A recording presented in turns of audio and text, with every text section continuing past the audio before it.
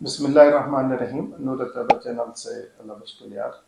محترم ناظرین، گفتگو کے سلسلے میں آج یہ ہماری تیسری گفتگو ہے پروفیسر ڈاکٹر ابراز محی الدین صاحب سے۔ آپ سابق پروفیسر ہیں اسلامی یونیورسٹی بہاولپور اور موجودہ LCBA یونیورسٹی میں پروفیسر ہیں۔ آج کی جو گفتگو ہے، اسلام کا تصور علم کیا ہے، یعنی علم کا تصور تو بقیہ تمام مذاہب میں رہا ہے، اور دین اسلام کی تو یہ خوبی ہے اور یہ اس کا خاصیت ہے کہ اس کی ابتدا ہی اقرا سے ہوئی، اور یہ پہلی وحی جو اتری آپ صلی اللہ علیہ وسلم پر کہ پڑھو اپنے رب کے نام سے۔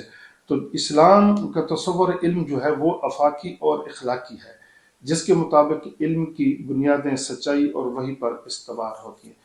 تو آج ہم سوال یہ رکھیں گے سر کے سامنے کہ اسلام کا جو تصور ہے، تصور علم ہے، وہ کیا ہے؟ شکریہ ڈاکٹر صاحب، بڑا اہم سوال ہے جی مادی ترقی کے اس دور میں۔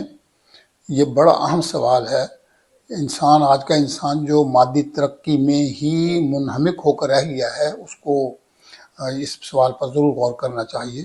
تو اس میں گزارش یہ ہے کہ قرآن کریم جب پہلی وحی جناب صلی اللہ علیہ وسلم پر نازل ہوئی تو اس میں واضح طور پر ایک بات کہی گئی کہ علم بالقلم علم الانسان ما لم یعلم، کہ ایک علم اور دوسرا علم میں قلم کی اہمیت۔ اب قرآن کریم یہ کہتا ہے کہ علم الانسان، انسان کو وہ سکھائے گا جو وہ جانتا نہیں ہے۔ سر قرآن کریم یہ بات کسی اجڑ اور گنوار معاشرے میں نہیں کر رہا، یہ انسان یہ کسی بدویانہ معاشرے میں یہ بات نہیں کر رہا۔ یہ قرآن کریم اس دنیا کو مخاطب ہے جس کے پاس سقراط، بقراط اور افلاطون کے فلسفے، ارسطو کے فلسفے موجود ہیں، جس کے پاس اس کا ویدے موجود ہیں، جس کے پاس ہندو مذہب کی تعلیمات موجود ہیں، جس کے پاس تورات موجود ہے، جس کے پاس موسیٰ کی تعلیمات موجود ہیں، جس کے پاس عیسیٰ علیہ السلام کی تعلیمات موجود ہیں، جن کے پاس بدھ کی اخلاق کی تعلیمات موجود ہیں۔ تو مطلب ہے کہ اس لحاظ سے اگر دیکھا جائے تو دنیا بظاہر بڑا رچ نظر آتی ہے سر علمی لحاظ سے، کہ اتنے مذہبی مراکز ہیں جو انسان کو مطلب ہے کہ درس علم دے رہے ہیں۔ لیکن مسئلہ کیا ہے؟ مسئلہ یہ ہے کہ ان میں سے کسی بھی ضابطۂ حیات کا تصور علم انسانی زندگی میں کوئی نمایاں کردار سر انجام نہیں دے سکا سر۔ انسان زندگی کو خوبصورت نہیں بنا سکا، انسان کی زندگی کا تعین نہیں کر سکا۔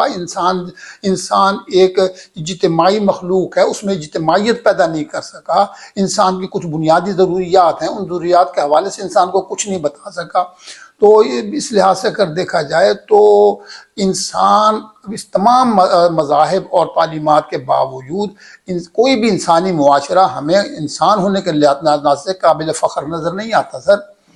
تو اس صورتحال میں اب قرآن نے یہ اعلان کیا ہے، قرآن کے تصور علم کا خاصہ یہ ہے جو جس سے اور دیگر تمام مذاہب خالی ہیں، اور وہ یہ ہے دین اسلام جو ہے یہ انسان کو انسان میں اس کائنات میں ایک تثلیث پائی جاتی ہے، یعنی انسان کائنات اور خالق کائنات، ان تینوں کے درمیان تعلق کی نوعیت کو واضح کرتا ہے، اور اس تعلق کو قائم و دائم رکھنے کے لیے، اس تعلق کو خوبصورت بنانے کے لیے اس کے لیے مکمل تعلیمات مہیا کرتا ہے، خود انسان کے حسن میں اضافہ کرتا ہے، انسان کے درس انسانیت دے کر اس کے وقار کو بڑھاتا ہے کائنات میں، عملی طور پر اس کو اشرف المخلوقات ثابت کرتا ہے۔